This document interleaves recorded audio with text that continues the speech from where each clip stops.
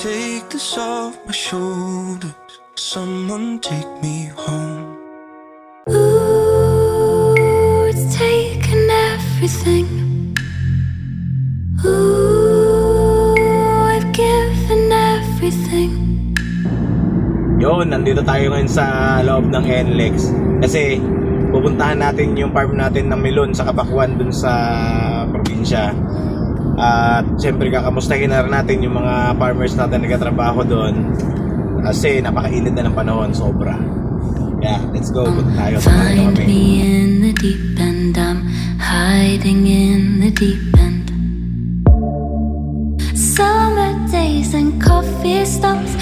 Inaabot ng gutom yung mga kasama natin. So, stop over muna tayo dito sa NLEX. Asan na yung pagbayad? Ayun, grabe kasi traffic kayo na sa Quezon City. Ano na? Sige lang, hayaan mo lang. Hayaan mo lang, sige.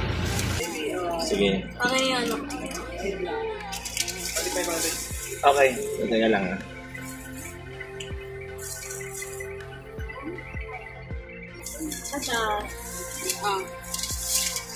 French fries. Just you want French fries? Oh, right. Okay na, boss? Thank you. Salamat. Okay, let's go! Pagkain na tayo, so ready to long ride na naman tayo. Okay. Orap, may pagkain ka na. Jet, may pagkain na kayo ha. Mami, may pagkain na. Ready to go na tayo ha. Hindi nangingiyaw kasi ano. Mahaba po kasi yung biyahe namin, kaya kain muna kami. Kasi mahirap bumiyahe ng gutom.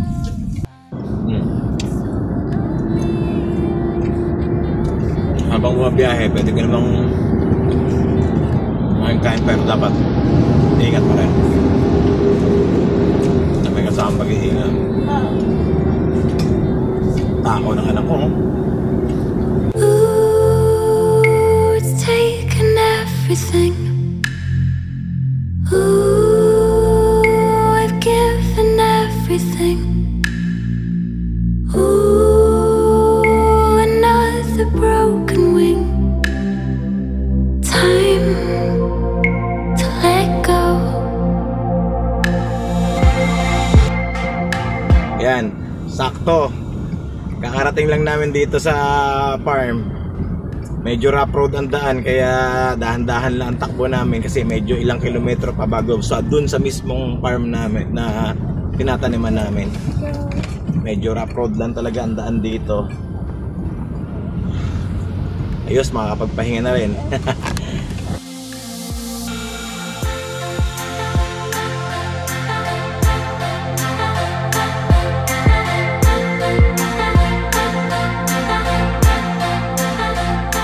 Ayan. Ha! Narating din natin yung farm. Eh, taniman natin ang melon na meron natin yan. Ito pa yung aking mag-ina. Si Rafael, nauna na dun sa kubo ng mga farmer natin. Ito yung mga tractor na pinagagawa. Ayan ang ano, solar boys talaga. Hinog na? So ito na yung ano, ito yung sinasabi ko na isang variety ng melon. Kung tawagin is honeydew sa atin yan. Ito yung honeydew. So ito yung may klase ng melon na hindi siya tinitimpla. Tama ba? Hindi ito tinitimpla, di ba? Pampapak lang to. Ang laman niya, malutong to. Oh, malutong oh. Masarap. At matamis yan. Tikman natin. The moment of truth.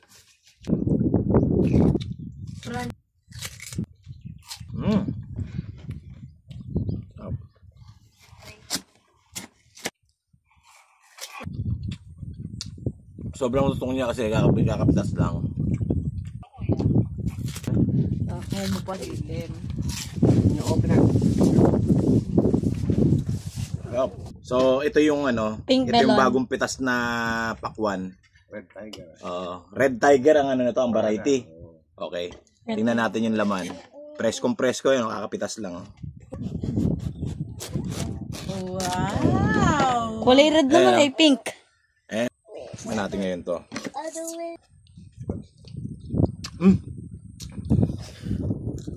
Tamis nga. Ang tamis. Sariwang sariwa pa eh.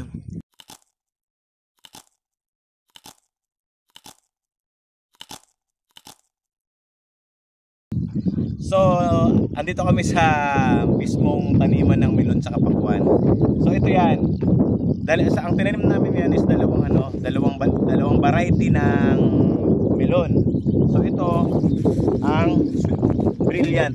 Kung tawagin ay honeydew sa atin yan. Brilliant tawag namin dyan. Honeydew. Makinis ang balat.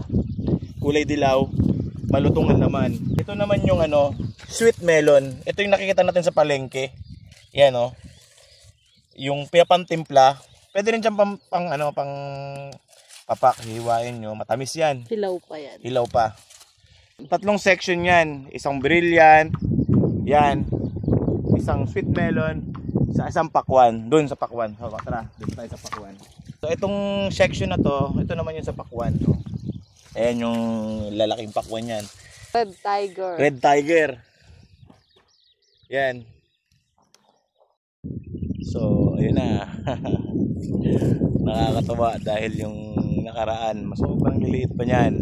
Ngayon, ilang araw lang, harvest ulit kami. Kasi yung nakaraan, harvest na ng 2 tons. So, after 4 days, harvest ulit tayo. Yan, no? Thank you, Lord.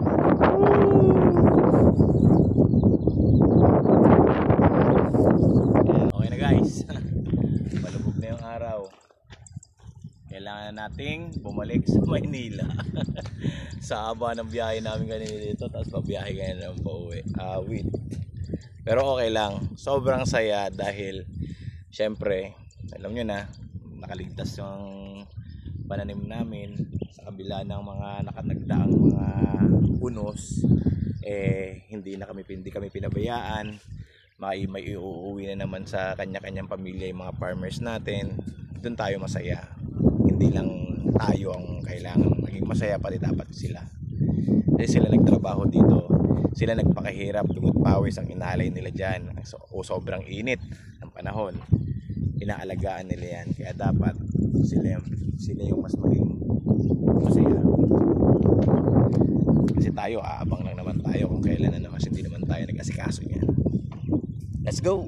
Uwi na tayo. Ooh, it's taken everything. Ooh, I've given everything. Ooh, another broken wing. Time to let go. Pauwi na kami. Pabalik na kami ng Maynila. So, nakakapagod pero masaya kasi nakita namin yung resulta, yung pagod ng mga farmers natin. Nakita mo may resulta na, may bunga yung pinaghirapan nila. Ayun yung nagpapasaya sa akin doon. Thank you, Lord, dahil hindi mo kami pinabayaan itong sa 3 buwan na ginastosan siyempre natin yan, pinagpaguran ng mga farmers natin yan. At least, salamat Panginoon sa iyo lahat ng papuri. Amen. I wish you never let me go. I came here so low, I'm leaving so lonely. I know I shouldn't say so, but I wish you never